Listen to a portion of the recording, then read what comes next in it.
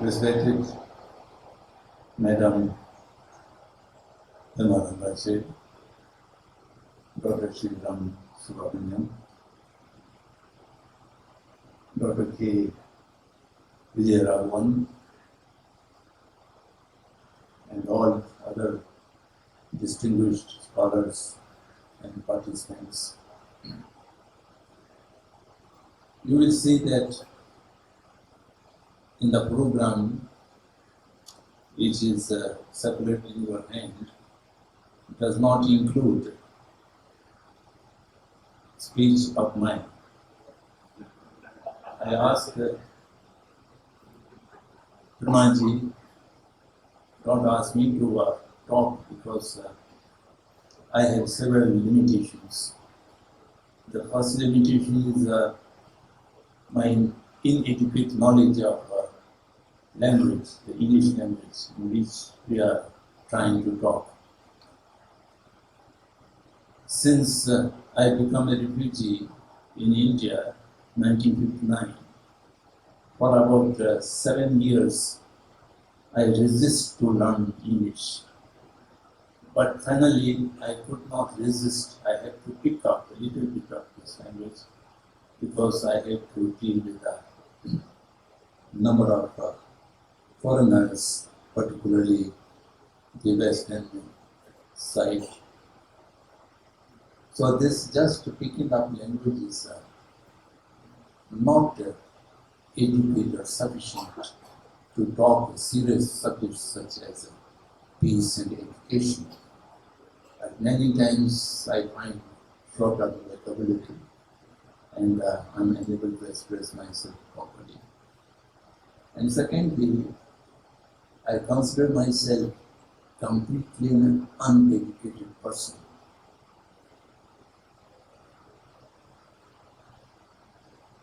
And traditionally, our education needs about 25 years of rigorous training, and after which I was only able to spend 7 years in my monastery, and thereafter I had to take refuge in India, and since then I discontinued my education. But still, I live in the civilization of the 7th century, and I feel proud that I have not been touched by anything which is of modernity, modernization, or modern civilization. So I consider myself as a savage, and that is only my self-competence or proud.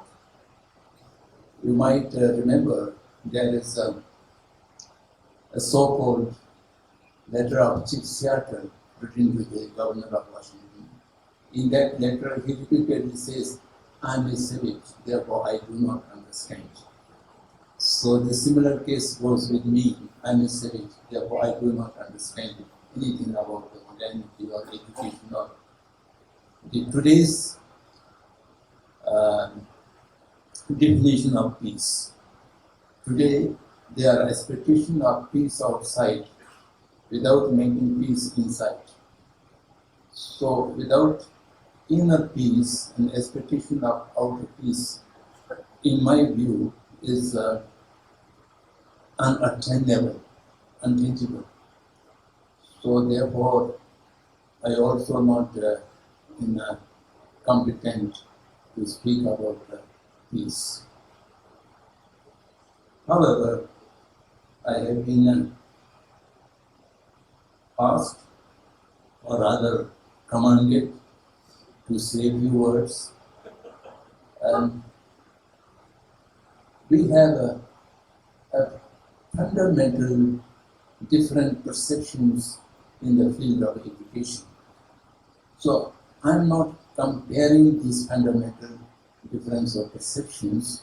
I'm just cementing you what are the traditional perceptions about the education and what are the present or I may say, the 21st century or in the postmodern civilization, what are perceptions in the education. So I just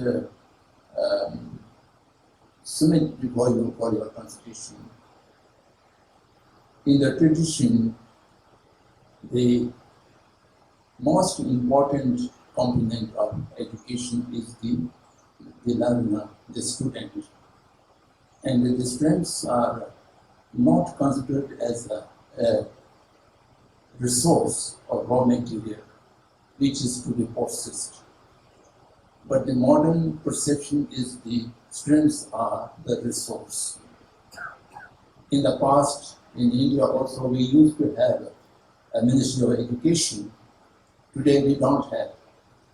Today we have only a Ministry of Human Resource Development.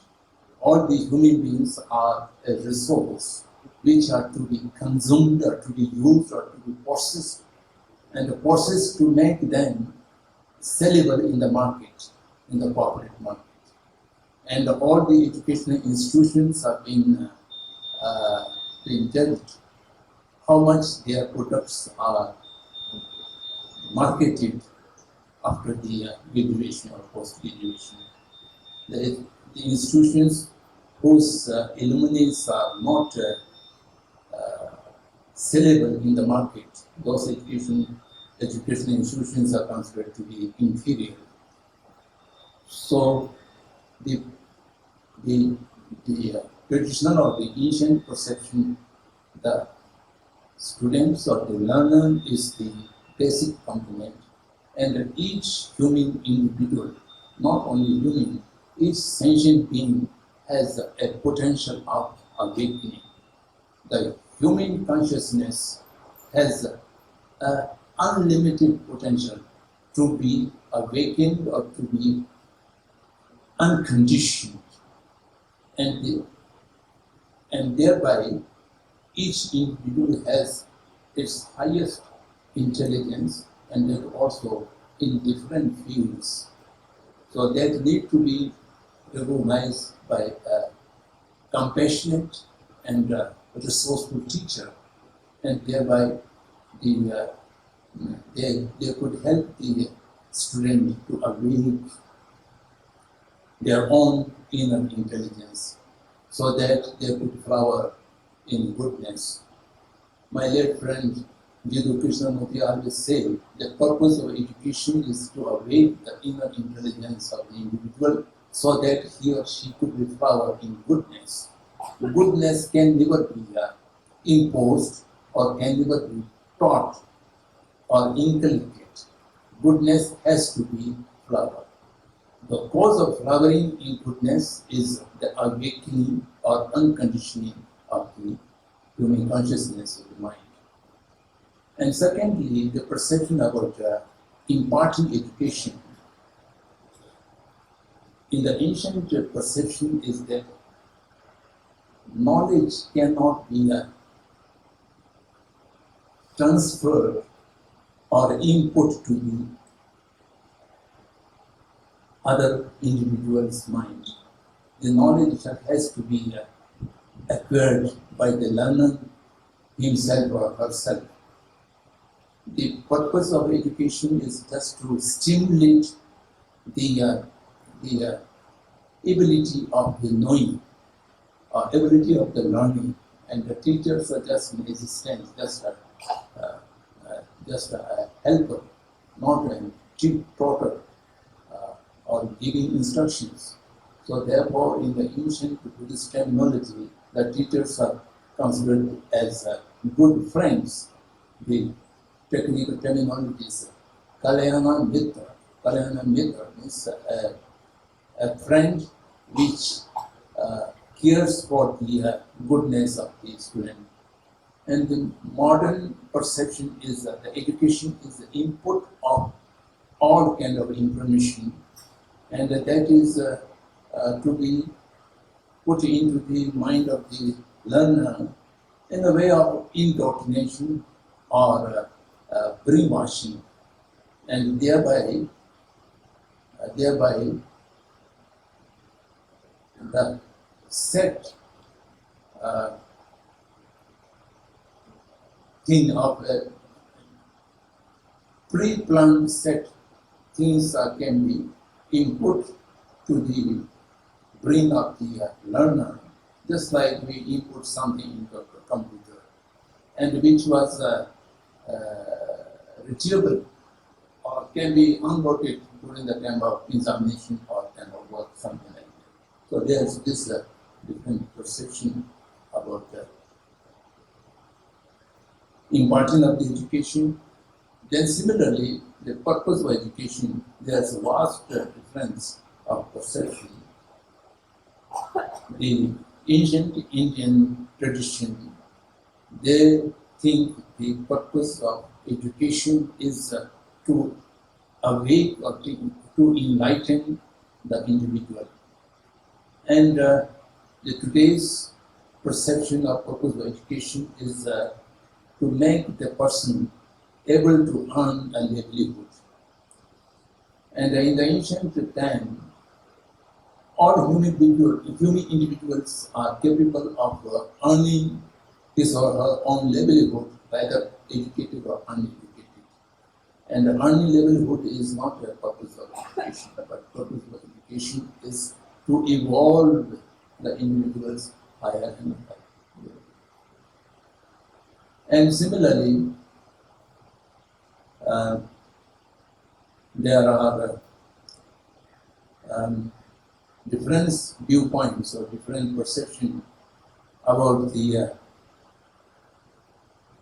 course of syllabi, which subjects are to be taught and which subjects are not to be taught, and which subjects are more important or which subjects are less important, which are not judged from the aptitude and the capacity of the individual, but which is being decided from the market study, research of market. In these days, majority of the higher education centers in India, the management, the science, or the medicine, or the business, these are considered to be more saleable subjects. And the majority of the Department of Philosophy or Department of Ancient Indian History and Archaeology or Department of Comparative Religions are now on the verge of closing. There are not much students are interested, nor the teachers are interested. So by this way, there are big difference between the perception about the subjects as well. So therefore, I also would like to mention to you what are differences between the ground reality of the past and the ground reality of the today, and what the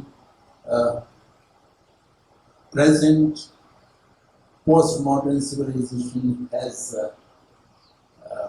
distort a number of balances, and these balances are, in our view, the basic ground or basic cause for peace, and the disturbance to the peace, in our view, is due to the disbalancing the ground reality, the reality of the human community or human society. The individual and the society, we call it Visht and Samasht. In the ancient perception is the society is more important than the individual. And the present perception is the individual, and individual rights are more important than the society. The balance between individual and society are reversed. And similarly, the balance between right and responsibilities. The ancient perception is responsibility is more important. If you perform your responsibility, your duty, and you need not care or fight for your own rights, the responsibility will bring the rights automatically. And today, the responsibilities are secondary, and the understanding of right, fighting for right, and keeping always watchful about one's own right. So this is another reverse of the balances. And the third reverse of balances is cooperation and competition. And in the ancient time, the human community is based on the society, and society is based on the ground of the cooperation and understanding. And today, each one are the competitor. Comparison and competition is the core of so-called modern education. And they always say we shall have to make the education competitive. And competition always means one is a winner, the other is a loser. And even between the brothers and sisters, when they compete, they forgot their relationship. So win-win situation can never come in the competition. And competition also makes deprive of the possibility of cooperation and coordination. So these are basic reverse of balances in the today's education system. So therefore we need to see these basic perceptions around the education, and I think it is high time to analyze them. Do we need some consideration about this situation, or it is perfectly okay? So this is for us to decide. And the reality is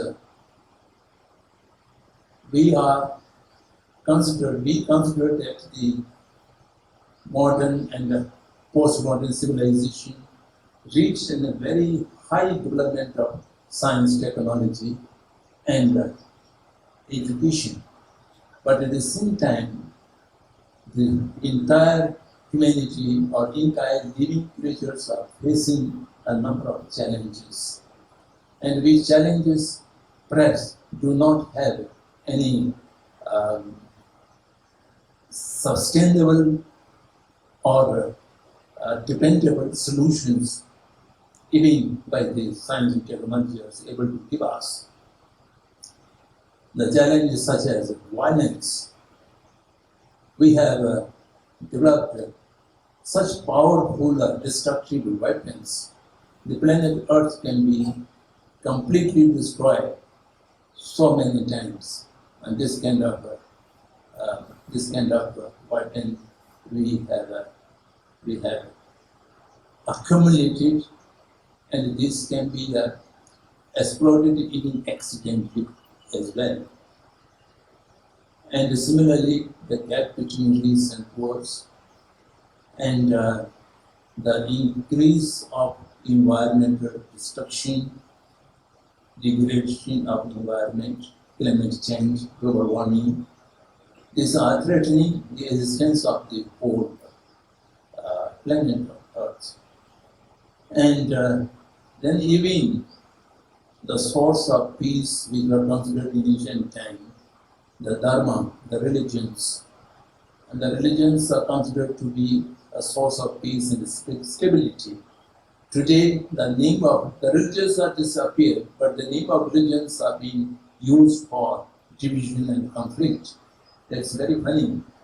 And there is a very funny language is also developed, and we use unmindfully, we use very oftenly the so-called expression religious intolerance or religious tolerance.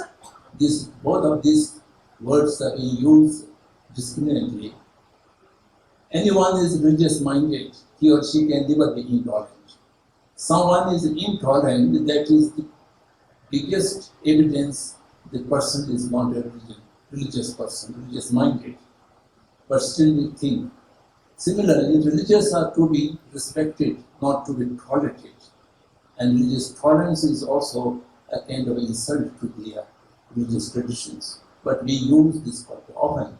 And the so-called civilization conflict is also a challenge. So all these challenges, how we going to face, how answer to be found. If there is some serious educationist, I think these are very important to think about. So these are few things which come to my mind. As desired by Brahmaji, I just tried to put before you. If there's anything wrong, can be forgiven me.